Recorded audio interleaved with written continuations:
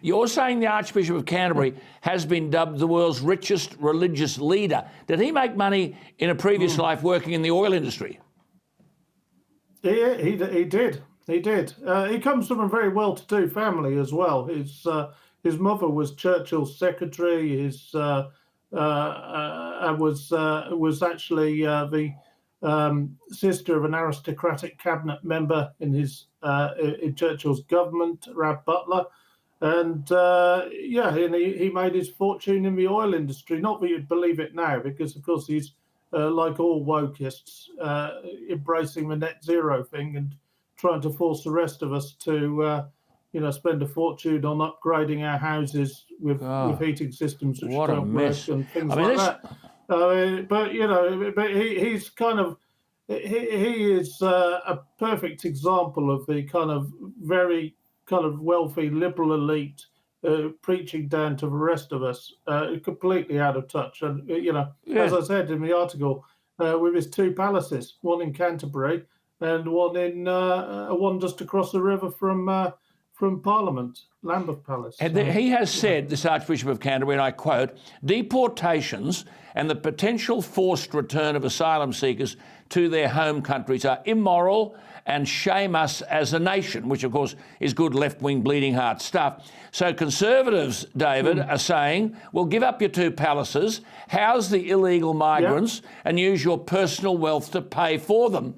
Or as the Ashfield MP, Lee Anderson, said, if the Archbishop of Canterbury truly believes that we should do more to keep illegal immigrants in this country and love thy neighbour as thyself, then perhaps he should give up his two palaces and pay for all the accommodation costs. He can then instruct every church in the UK and their vicarages be given up to illegal immigrants to stay in. These are practical measures he could take to ensure the great British public that the church is doing all it can in these difficult times. David, not a bad argument. Oh, it's a great argument. Lee Anderson's an interesting guy. He's an ex-miner, used to be a trade unionist, used to be a Labour Party activist for many, many years, and suddenly saw the light when he realised he was surrounded by anti-patriotic wokeists who generally hated their country and hated the communities they were supposed to represent, and he became a conservative. He is now one of the most outspoken of the what we call red wall MPs in the former Labour constituencies. But he's absolutely bang on the money, as he often is. These wealthy people, like the Archbishop of Canterbury. The Church of England has something like 40 palaces, these enormous buildings. Well, if they want to pontificate to the rest of us, do your bit. Yes. Open them up. I see that Brendan Clark-Smith, who's another MP, said, if anybody else performed as poorly in their jobs as the last two archbishops, they'd be sacked. And Mr. Clark-Smith made the interesting point, did he not, that if fewer than 15% of the population in England is now Anglican, why does the Church of England have over 26 bishops in the House of Lords? David, mind you, Prince Charles has also attacked the Rwanda plan. What palace is he being asked to give up? Oh, good.